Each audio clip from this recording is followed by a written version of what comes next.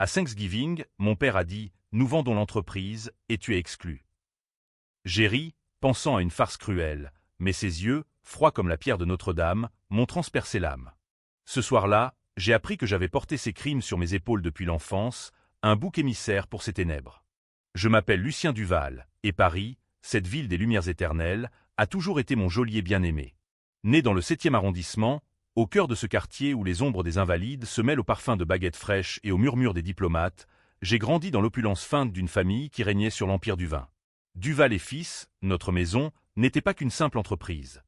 C'était un legs empoisonné, un réseau de vignobles en Bordelais et en Provence qui fournissait les tables des présidents et des rois déchus.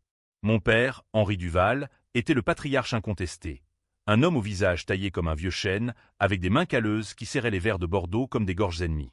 Ma mère, Élise, une beauté éthérée aux origines provençales, flottait dans nos vies comme un fantôme, ses yeux vert voilés par des secrets qu'elle emporta dans sa tombe prématurée, empoisonnée, disaient les rumeurs, par un chagrin trop lourd. Ce Thanksgiving-là, nous n'étions pas à table pour célébrer l'abondance américaine importée dans notre salon haussmannien. Non, c'était une tradition hybride, un caprice de mon père qui admirait les excès yankees pour mieux les subvertir. La dinde rôtie trônait sur la nappe damassée, entourée de chandelles vacillantes qui projetaient des ombres dansantes sur les portraits ancestraux. Mon frère aîné, Thibaut, était là, bien sûr, avec son épouse Sophie et leurs 2 enfants braillards. Thibaut, l'héritier désigné, avec son sourire carnassier et ses costumes sur mesure de Savile Row, un exil fiscal à Londres pour étudier les marchés, mais en vérité pour lécher les bottes des investisseurs anglais. Et moi, Lucien, le cadet, le rêveur, celui qui avait étudié la viticulture à l'université de Montpellier, qui avait passé des nuits à fouiller les caves familiales pour percer les mystères des millésimes. J'étais le gardien invisible, celui qui réparait les fuites, qui négociait avec les vignerons récalcitrants en Occitanie, qui portait le poids des dettes cachées. La révélation est tombée comme un couperet guillotiné. Mon père, un verre de notre château Duval 1982 à la main, l'année de ma naissance, ironie du sort, s'est levé et a déclaré d'une voix qui ne tolérait aucune réplique « Nous vendons l'entreprise ». À Bordeaux Investissement. Une somme qui nous mettra à l'abri pour 3 générations. Un murmure d'approbation a parcouru la table. Thibaut a hoché la tête, Sophie a souri comme une chatte repue. Puis, ses yeux se sont posés sur moi, et il a ajouté, avec une précision chirurgicale, « Et tu es exclu, Lucien. Pas une part, pas un centime. Tu n'as jamais été qu'un employé. » Le silence qui a suivi était plus assourdissant que le trafic de la Seine en heure de pointe. J'ai senti le sang se retirer de mon visage, mes doigts se crisper sur la fourchette en argent. Exclu? Moi, qui avais saigné pour cette entreprise. Moi, qui, à 18 ans, avait pris la faute pour le scandale des pesticides illégaux dans nos vignes de 2005? Une inspection surprise avait révélé des traces de Roundup dans nos bouteilles exportées vers les États-Unis. Un désastre qui aurait pu couler Duval et Fils.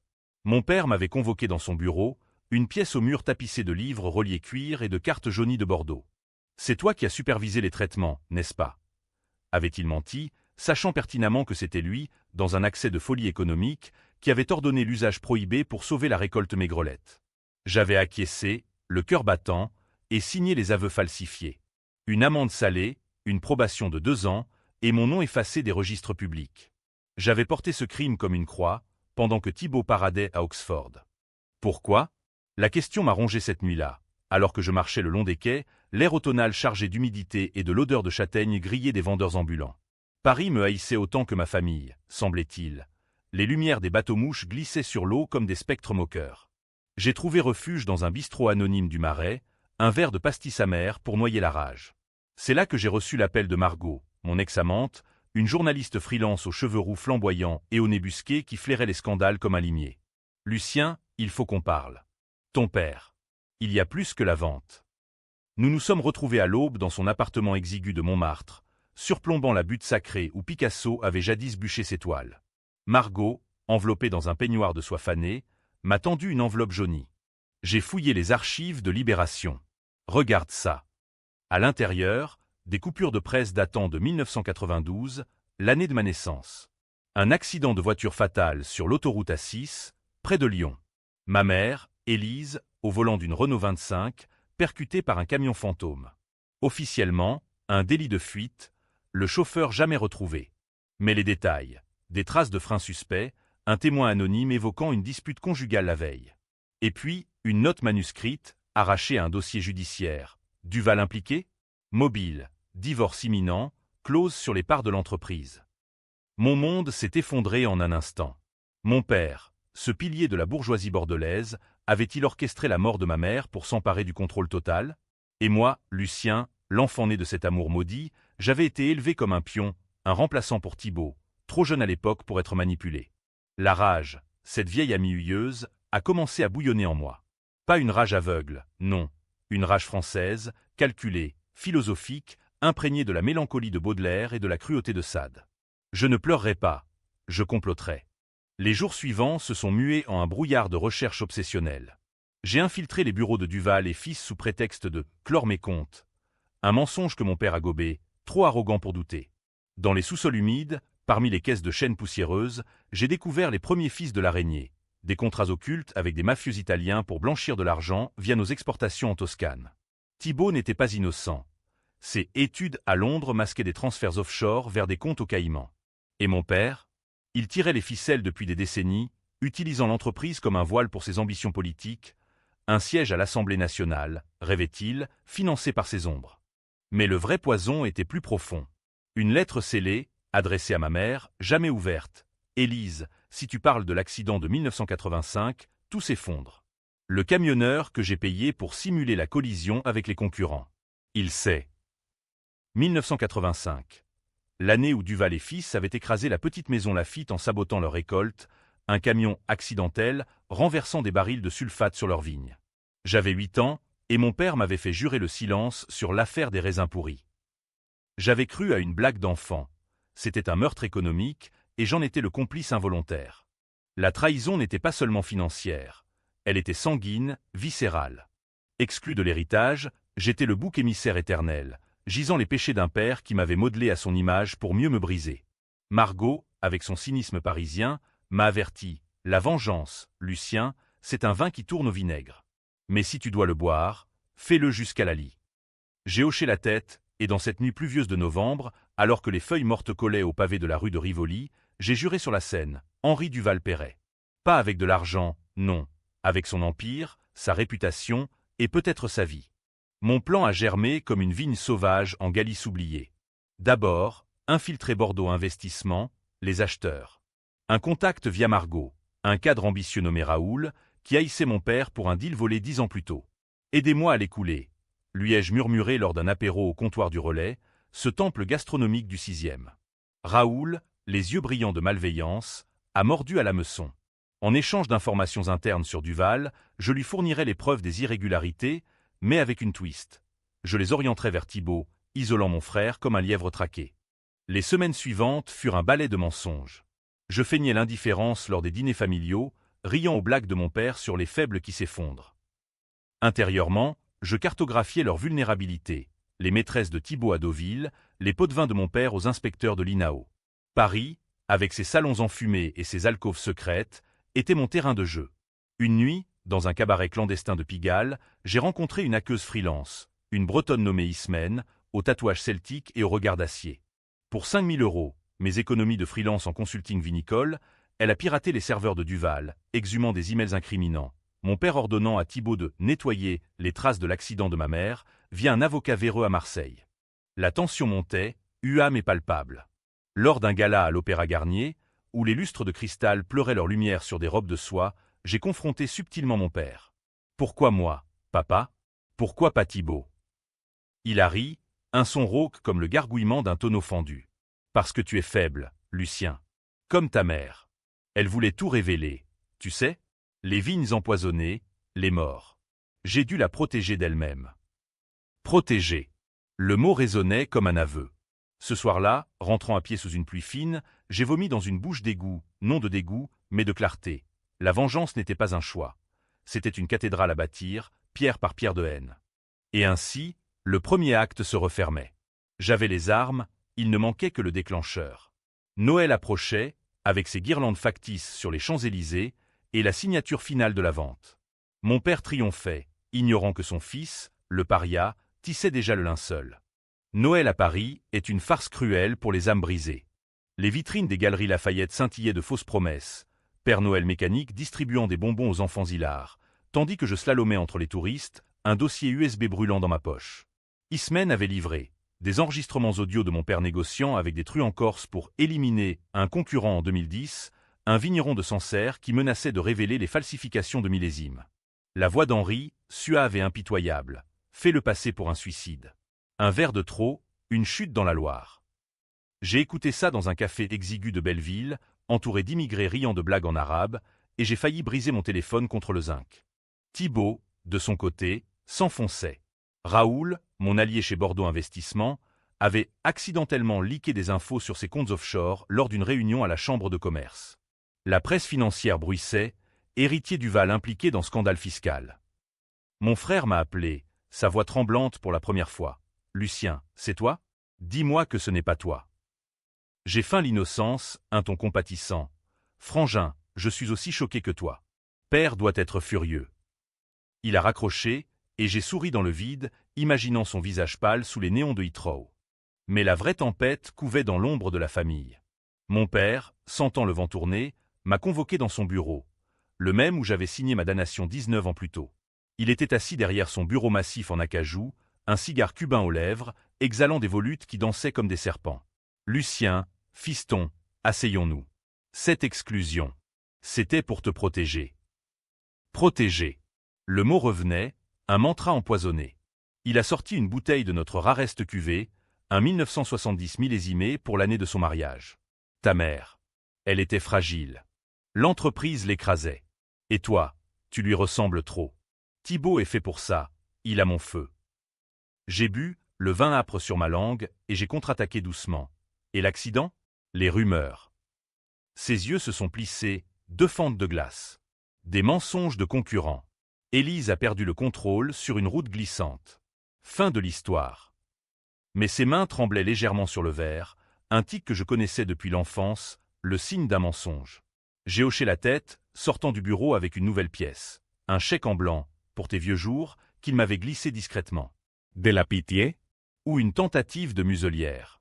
La vengeance, en France, n'est pas un sprint. C'est une valse macabre, un tango avec la mort. J'ai orchestré le prochain coup depuis un hôtel discret à Lyon, la ville des lumières industrielles où ma mère avait péri. Avec Margot, nous avons contacté un procureur adjoint, un ancien amant d'Élise, un secret qu'elle m'avait confié dans un rare moment de tendresse, avant sa dépression. Pierre Laurent, il sait tout, avait-elle murmuré un soir d'été dans notre jardin de Saint-Germain-des-Prés. Pierre, maintenant veuf et amer, acceptait de rouvrir le dossier de l'accident pour raisons personnelles. En échange, les preuves contre Duval. J'ai lui envoyé les enregistrements via un canal anonyme et les rouages de la justice française, lents mais inexorables, ont commencé à tourner. Pendant ce temps, Thibault craquait. Il est revenu à Paris, à Gare, pour un sommet familial organisé par mon père à notre château en Bordelais. J'y ai été convié, bien sûr, le paria utile pour les apparences. Le voyage en TGV, sous un ciel de plomb, m'a donné le temps de ruminer. Étais-je vraiment différent d'eux ? Cette soif de destruction, n'était-ce pas le sang Duval qui bouillonnait en moi ? Arrivé au domaine, un manoir du 18e entouré de vignes nues en hiver, j'ai trouvé l'atmosphère étouffante. Sophie, l'épouse trophée, sirotait du champagne en chuchotant à l'oreille de mon père. Les enfants couraient dans les couloirs, ignorant les fantômes. Le dîner fut un théâtre absurde. Mon père présidait, toast à la vente imminente, à Bordeaux Investissement, qui honore notre legs. Thibault, les traits tirés, a à peine touché son foie gras. Puis, l'explosion, c'est lui. Lucien ligue tout. Il veut nous détruire. Mon père s'est tourné vers moi, un sourcil arqué. Est-ce vrai, fiston ? J'ai nié, les yeux dans les siens, et contre-attaqué. Demande à Raoul. Ou à tes Corses. Le silence. Puis, mon père a ri, un éclat forcé. Paranoïa, Thibault. Bois un peu, ça te remettra les idées en place. Mais cette nuit-là, dans ma chambre aux tapisseries fanées, j'ai entendu les murmures. Thibault, ivre, confie à Sophie. Père l'a fait, tu sais. Pour maman. Et maintenant, il me jette comme Lucien. Sophie, voix sifflante. Alors, on le jette en premier. Contacte les Italiens. Le complot des fils contre le père. Où était-ce contre moi ? J'ai enregistré la conversation via un micro caché dans le lustre. Merci, Ismène. La famille se dévorait de l'intérieur, et j'étais le ver au cœur de la pomme. De retour à Paris, la presse a frappé. Le Figaro titrait « Scandale Duval, héritier soupçonné de fraude fiscale ». Thibault a fui à Londres, laissant Sophie supplier mon père pour protéger les petits-enfants. Henri, acculé, a riposté en me désignant publiquement comme l'élément instable, un communiqué laconique via notre avocat, Lucien Duval, instigateur présumé des fuites. Les tabloïds ont relayé, photo de moi en première page, avec des légendes comme le fils maudit de Bordeaux. Mes amis, ceux qui en restaient, se sont évanouis. Margot m'a texté. Cache-toi. Ils viennent pour toi. La tension était un étau. Je me suis terré dans un garni de la rue des Abbesses, lisant Camus à la lueur d'une lampe à huile, L'étranger, ironiquement, pour me rappeler que l'absurde de la vie exigeait une révolte. Pierre Laurent a appelé « Les preuves tiennent ». On rouvre l'enquête sur Élise. Mais Duval Senior est intouchable. Il a des juges dans sa poche. Intouchable. Pas pour longtemps. Mon prochain coup, la vente elle-même. J'ai contacté Raoul. Faites la offre, mais intégrez une clause secrète, révélation des irrégularités post-signature. Il a hésité, ça pourrait nous couler aussi. C'est le jeu, ai-je répondu. La roulette russe du capitalisme français. Janvier arriva avec ses vents glacés du Nord, et la signature eut lieu dans un notaire guindé du palais de justice. Mon père, rayonnant en costume 3 pièces, signa d'un trait fluide. Thibaut absent, Sophie en larmes discrètes. Moi, j'observais depuis l'ombre, un fantôme parmi les huissiers. Ce soir-là, les emails ont été envoyés, aux autorités fiscales, aux médias, aux familles des victimes passées. Le vigneron de Sancerre avait une veuve vindicative à Tours. Le chaos s'est déchaîné comme une tempête en Méditerranée. Mon père m'a appelé à minuit, voix brisée pour la première fois. « Lucien, qu'as-tu fait ?» J'ai répondu, calme, « Ce que tu m'as appris, papa. » Survivor. Et j'ai raccroché, le cœur battant d'un triomphe amer. Mais la vengeance, elle a ses propres fantômes. Dans le miroir craquelé de ma chambre, je voyais non plus Lucien, mais Henri, le monstre se reflétait en moi. Le printemps parisien est un menteur charmant. Cerisier en fleurs le long de la Seine, terrasse bondée de rires forcés, mais sous la surface, la pourriture fermente. Les mois suivant la signature ont été un lent empoisonnement. Duval et fils, rebaptisé Bordeaux Duval Holdings, vacillaient sous les enquêtes croisées. La DGCCRF avait lancé une perquisition surprise dans nos anciens bureaux de la rue de Grenelle, saisissant des tonnes de documents. Les titres du monde hurlaient « Empire du vin français au bord du gouffre, fraude et mort suspecte ». Mon père, jadis lion des dîners en ville, était maintenant un paria. Ses invitations au Jockey Club annulées, ses cigares cubains troqués contre des nuits solitaires dans son appartement du faubourg Saint-Honoré. Thibaut, de retour d'exil londonien, avait viré de bord comme un skipper en pleine tempête. Au lieu de s'unir contre moi, il avait négocié un deal avec Raoul, témoigné contre père en échange d'immunité partielle. Je sauve ma peau, m'a-t-il confessé lors d'une rencontre clandestine dans un bar à absinthe du quartier latin, son visage marqué par l'insomnie. Mais toi, Lucien, tu es allé trop loin. Père dit que tu es comme maman, un poison lent. J'ai ri, amer. Et toi, le saint, tes maîtresses, tes comptes sales. Tu portes ces gènes autant que moi. Il a baissé les yeux, et pour un instant, j'ai vu le frère perdu, pas l'ennemi. Mais la pitié est un luxe que la vengeance n'accorde pas. Je lui ai glissé une clé USB. Utilise ça. Les preuves contre les Corses. Ça te blanchira. Sophie, elle, s'était muée en vipère. Via des textos anonymes, traçables à son iPhone. Merci Ismène. Elle menaçait de révéler mon rôle dans les leaks si je ne cessais pas pense aux enfants, écrivait-elle. Aux enfants. Comme si les miens, inexistants, grâce à une vie sabotée par la famille, comptaient moins. J'ai répondu par un article anonyme dans le Canard enchaîné. L'épouse Duval, lien avec Scandale Deauville. Ses aventures avec un promoteur immobilier normand, exposées en détails croustillants. Elle a craqué, appelant Margot en pleurs, « Dis-lui d'arrêter. Il nous détruit tous. » Margot, fidèle à son cynisme, m'a rapporté « Elle a raison, tu sais. La vengeance collective, c'est de la connerie nietzschéenne. » Mais le vrai coup de poignard venait de l'intérieur. Pierre Laurent, le procureur, avait exhumé des preuves irréfutables sur l'accident de ma mère, des paiements en cash à un camionneur bulgare, via un compte offshore lié à Duval. L'audience préliminaire s'est tenue au tribunal de grande instance de Lyon, une bâtisse austère où les échos des procès de Vichy semblaient encore hanter les couloirs. Mon père, escorté par 2 avocats en toge, a nié en bloc, son regard balayant la salle comme un empereur déchu. J'étais au fond, anonyme dans la foule de journalistes. Quand le juge a lu les charges, homicide involontaire, entrave à la justice, Henri s'est affaissé, murmurant « Pour l'entreprise. Tout pour elle. » Thibaut a témoigné, voix chevrotante, mon père m'a forcé à couvrir. Mais Lucien, il savait depuis des années. Trahison des traîtres. Le juge m'a appelé à la barre comme témoin potentiel. Et là, sous les flashs, j'ai menti avec l'aisance d'un acteur de la comédie française, j'ignorais tout jusqu'à récemment. Mon père m'a utilisé comme bouc émissaire pour d'autres affaires. Les murmures ont enflé. Mon père m'a fusillé du regard, un mélange de haine et de regret. La salle s'est divisée. Certains hochaient la tête pour moi, le fils martyr. D'autres, les traditionalistes bordelais, me traitaient de Judas en aparté. Dehors, sous un ciel de mai pluvieux, Margot m'attendait avec un café serré. Tu as bien joué. Mais après? La prison pour lui. Et toi? Libre, mais vide. Vide. Le mot résonnait. Mes nuits étaient hantées par des rêves où ma mère me tendait une grappe de raisin noir, murmurant « Vengeance ou pardon, Lucien ?» Le sang appelle le sang. Je chassais les ombres avec du cognac, errant dans les catacombes mentales de Paris. Ces galeries souterraines où les os des révolutions passaient s'empilaient comme des millésimes oubliés. Le contre-coup est arrivé en juin, lors d'une réception mondaine à Versailles, ironie suprême, dans les jardins où Louis XIV avait dansé sa propre ruine. Bordeaux Investissement fêtait l'acquisition, avec mon père comme invité d'honneur factice. Raoul m'avait invité incognito. J'y suis allé masqué par une barbe naissante et un nom d'emprunt. Parmi les fontaines chantantes et les robes de bal, j'ai glissé à l'oreille d'un investisseur italien. Un cousin des Corses, un dossier sur les fraudes de Raoul. Votre oncle paie pour rien, ai-je susurré. Les murmures se sont propagés comme un feu de paille. À minuit, Raoul était aux abois, accusant mon père publiquement, Duval nous a piégés. Henri, sentant le piège, m'a traqué ce soir-là.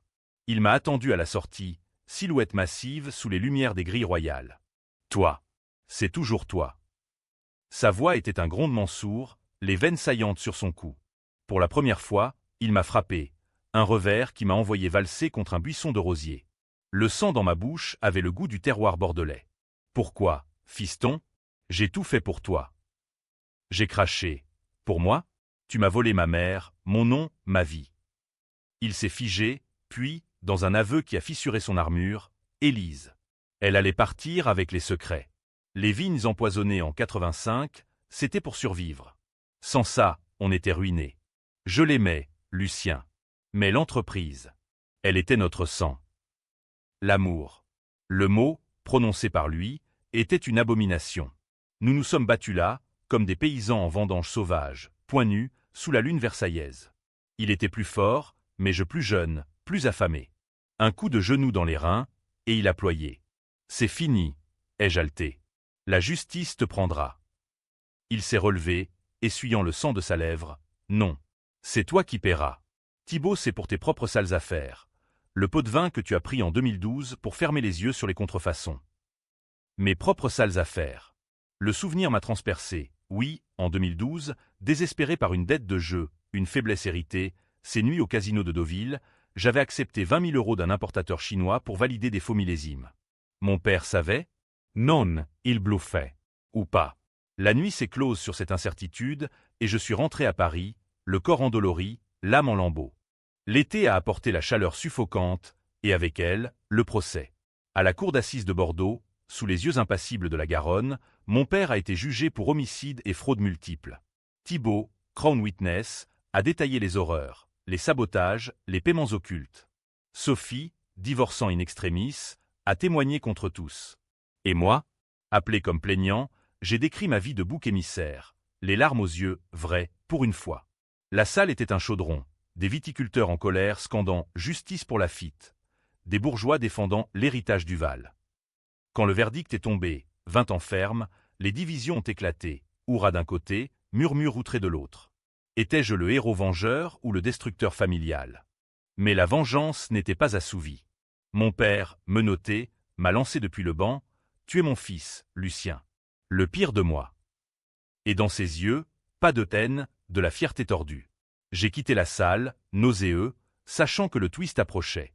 L'automne 2025 enveloppait Paris d'un manteau ocre, les feuilles des Tuileries craquant sous mes pas comme des os brisés. L'empire Duval gisait en ruine. Bordeaux Investissement en faillite, les vignes saisies, vendues aux enchères à des coopératives anonymes. Thibaut, blanchi mais ruiné, s'était exilé à Nice avec une nouvelle compagne, une Russe aux lèvres siliconées, ironie du sort pour un homme qui haïssait les importations. Sophie avait empoché le divorce, les enfants en pensionnat suisse, et moi, j'errais, Un spectre dans la ville qui m'avait vu naître. Margot avait coupé les ponts. Tu as gagné, Lucien, mais à quel prix? Je ne veux pas de ton poison. Ismène, la hackeuse, avait disparu dans les brumes bretonnes, emportant son cachet et ses tatouages. La solitude était un vin capiteux, amer. Je m'étais installé dans un loft délabré du 13e arrondissement, près de la bibliothèque François Mitterrand, un nom ironique pour un homme hanté par les livres de contes maudits. Les nuits, je rêvais de vignes en feu, de ma mère riant au milieu des flammes. « Rejoins-moi, mon fils. » Ou « Libère-toi. » Le jour, je travaillais comme sommelier anonyme dans un bistrot de la Butte aux Cailles, versant du rouge aux bobos qui ignoraient mon nom. Mais la rage couvait encore. La vengeance, une fois goûtée, exige un second plat. Le twist est venu d'une lettre, postée de la prison de Fresnes. L'enveloppe, cachetée du sceau carcéral, portait l'écriture anguleuse de mon père, lisse avant de me haïr pour toujours. À l'intérieur, non des aveux, mais un journal intime, celui de ma mère, exhumé par son avocat lors du procès. Les pages jaunies, datées de 1991, décrivaient non un amour brisé, mais une alliance maudite. Henri et moi avons comploté contre la FIT. Les sulfates, c'était notre idée commune. Pour l'entreprise, pour Lucien et Thibault. Mais il va trop loin. Il parle de nettoyer les témoins. Ma mère, complice? Pas victime innocente, mais l'architecte des premiers crimes. Et plus bas, j'ai simulé la dispute pour le tester. S'il me tue, ce sera justice poétique. Le monde a basculé. Toute ma quête, bâtie sur l'image d'une Sainte Élise, s'effondrait. Était-ce un faux? Non, l'écriture était la sienne. Je la reconnaissais aux boucles élégantes, apprises à l'encre violette. Mon père avait menti par omission. L'accident n'était pas un meurtre, mais un suicide orchestré? La note sur le camionneur de 85. Élise l'avait écrite pour se protéger ou pour me guider. J'ai confronté Pierre Laurent lors d'un déjeuner tendu au Procope, le Café des Lumières où Voltaire avait autrefois raillé les tyrans. Relis le dossier, a-t-il dit, mal à l'aise. Il y a des incohérences. Élise a accéléré vers le camion. Peut-être. Un pacte avec Henri pour te léguer l'entreprise Clean. Pacta. La trahison ultime. Mes parents, monstres jumeaux, m'avaient sacrifié pour un legs purifié. J'ai vomi dans les toilettes historiques, le marbre froid contre mon front. De retour au loft, j'ai brûlé le journal dans un braseron improvisé, les flammes léchant les mots comme des langues de serpent. Mais la cendre ne détruit pas la vérité, elle la propage. Thibault m'a contacté, voix brisée via Skype depuis son appartement niçois. J'ai vu la lettre. Mammon. Elle nous a tous manipulés. Père dit que c'était pour nous sauver de la ruine. Sauver. Le refrain familial. La décision controversée est venue alors. Pardonner ou achever. Les médias, sentant le sang, titraient « Duval, le fils vengeur face à un héritage maudit ». Des pétitions en ligne divisaient l'opinion. Justice pour Lucien contre famille Duval unie. Certains me voyaient comme un anti-héros sartrien, libre dans son absurdité. D'autres, un parricide moderne, pire que Médée. J'ai visité mon père à Fresnes, une geôle grise aux murs suintants d'humidité, où les échos des émeutes de 2005 semblaient encore vibrer. Il était vieilli, le cheveu blanc comme un millésime fané, mais ses yeux pétillaient toujours de cette malice bordelaise. « Tu es venu finir le boulot ?» a-t-il demandé, assis derrière la vitre plexiglas. J'ai pressé le combiné. « Maman, pourquoi ne m'avoir rien dit ?» Il a souri, triste, parce que tu étais pur, Lucien. Le seul de nous. Thibault est un lâche, moi, un survivant. Elle voulait que tu hérites sans tâche. Hurriter. L'entreprise était morte, mais il y avait un trust caché, des vignes en Australie, un fonds de 2 millions, intouchable par les saisies. Pour toi. Si tu pardonnes. Pardonner. Le mot était un poison plus doux que le cyanure. Nous avons parlé des heures, des souvenirs d'enfance à Provence, des vendanges joyeuses avant les ténèbres.